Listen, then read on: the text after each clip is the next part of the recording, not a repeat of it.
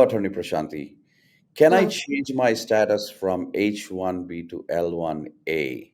I was promoted to a manager position 14 months ago, and I have been in the US for the last 5 years with the same company. I also have an I-140 approved under the EB2 category.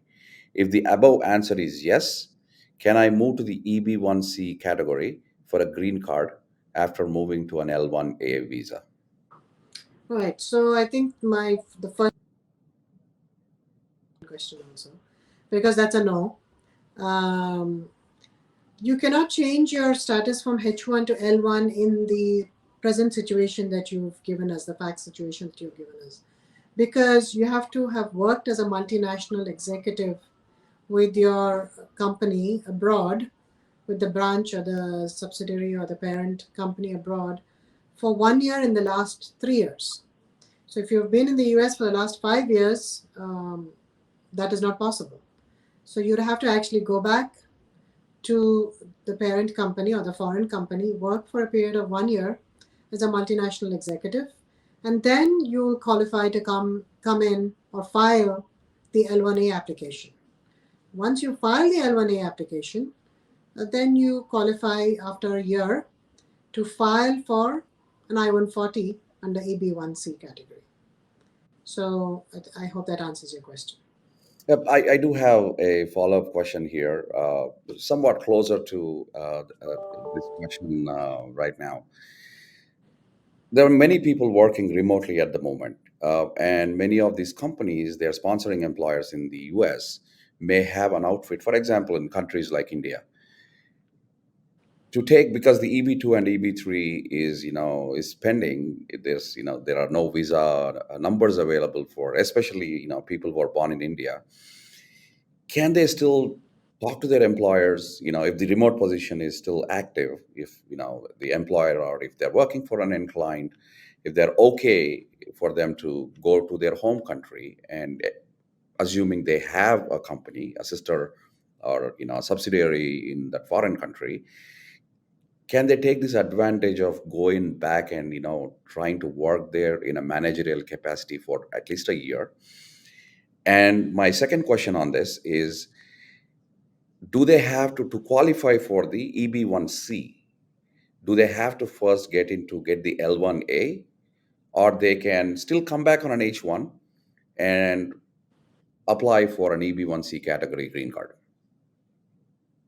So, first question, yes, they can go back, as I said, to the parent company and work for a period of 1 year.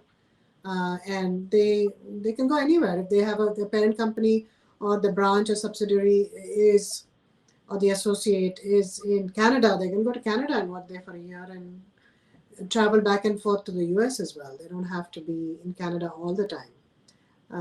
Nothing is stopping them from traveling back to the US from time to time. So, yes, as I was saying earlier, you can file for an L1 in that situation. Um, Also, yes, you can file directly for a green card as well. You don't have to file for an L1 first. And a lot of the big companies, they do that. They file directly for EB1 um, C green cards for their employees and bring them in that way as well. So both ways are possible. And you could also, as you said, come in on a H1 and then file for an I-140 uh, based on the fact. But the only thing is that you have to show that even presently the person is working in that executive category. So you have to make sure the H1 is filed in that category. And sometimes it's difficult to get a H1 approved in a managerial, like a CEO kind of category. But it's possible. But you have to be careful how you then structure the H1, because that will um, be looked at when they're filing the I-140, because you have to show presently also that they're working in a multinational executive role. This process looks astronomical and complex. Would you be able to help employers or beneficiaries with this type of setting where there is an H1? This is actually an interesting question. And then they're not coming on an L1A, but they're coming on an H1B, which is usually, if you look at the computer occupations, they're mostly developers or analysts. Right. As you stated, if somebody's coming in, a manager like a CEO or a director, but if they have to do this, would you be able to help these applicants or the petitioners? Yes, it is complex, but that's why you need to have attorneys. There are definitely solutions to every problem. It's just that you have to document it correctly and plan properly before you jump into something. So always get a consultation with an attorney before you start doing something. So yes, it's possible. There are some job titles that could be executive and approvable under a H1, say chief technology officer. That what comes to mind in the technical field is that immediately, or maybe a project manager or manager IT. Project manager, they might say that it's not L1A, it's more specialized occupation, so it's L1B. So there are a lot of things to look at and discuss and document in these situations. Okay, so if you need consultation for these type of complex matters, you can reach Prashanthi Reddy Law Office at 212-354-1010,